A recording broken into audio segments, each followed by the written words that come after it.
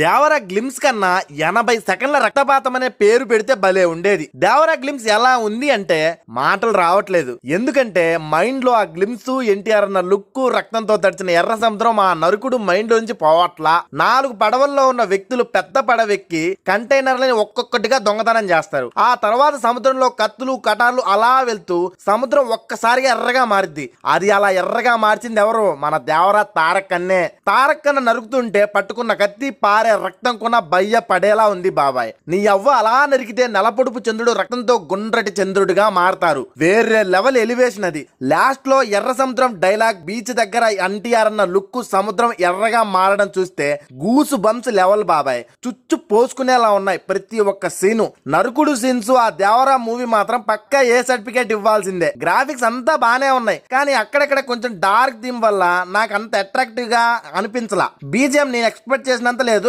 పర్లేదు బానే ఉంది. కొరటాల బావ డైరెక్షన్ అయితే బాగా కనపడుతుంది. ప్రొడక్షన్ వాల్యూస్ క్యాకున్నాయి. దేవరా గ్లిమ్స్ ఎన్టీఆర్ అన్న లుక్, ఆ నరుకుడు ఎర్ర సముద్రం మీకు ఎలా అనిపించిందో అలా కామెంట్ చేసి మన ఛానల్ ని సబ్స్క్రైబ్ చేసేయండి.